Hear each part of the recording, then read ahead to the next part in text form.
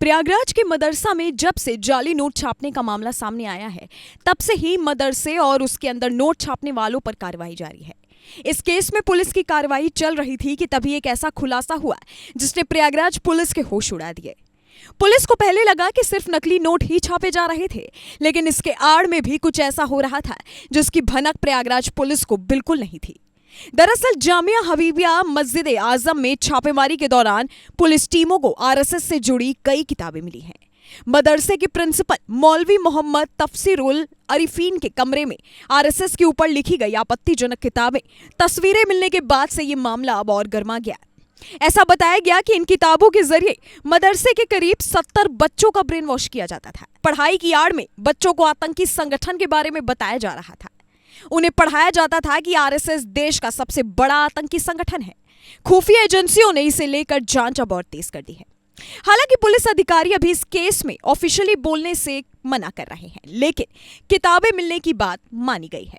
उनका कहना है कि मामले की जांच आईबी ने शुरू कर दी है। मदरसे से जो किताबें मिली हैं, उसका नाम आरएसएस देश का सबसे बड़ा आतंकवादी संगठन है। इसके लेखक एसएम मुशर्रफ पूर्व पुलिस महानिरीक्षक हैं। मूल किताब उर्दू भाषा में लिखी गई। यही नहीं, मदरसे से इसके हिंदी और मराठी अनुवाद की किताबें भी मिली हैं। ये किताब मदरसे के कार्यवाहक प्रिंसिपल मौलवी तफसीरुल आरिफीन के कमरे से मिली। मौलवी के कमरे से कई स्पीड पोस्ट की पर्चियां भी मिली हैं।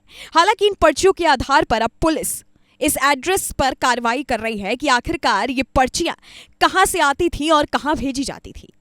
यही नहीं, किताब में मुंबई के हमले का हिंदू अटैक भी बताया गया है।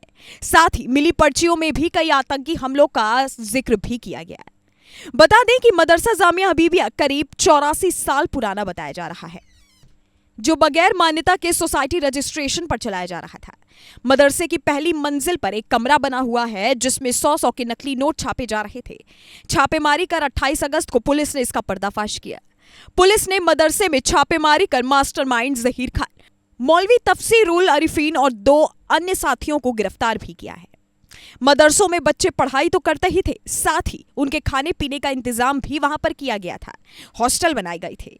इस मदरसे में यूपी के अलावा बिहार, ओडिशा, मध्य प्रदेश, पश्चिम बंगाल सहित 6 राज्यों के बच्चे पढ़ते थे।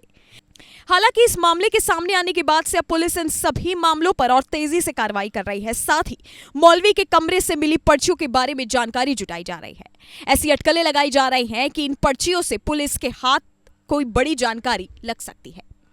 आपकी इस वीडियो के बारे में क्या राय है, मेरे नीचे कमेंट सेक्शन में जरूर बताइएगा। Bureau report, global Bharat TV, Uttar प्रदेश।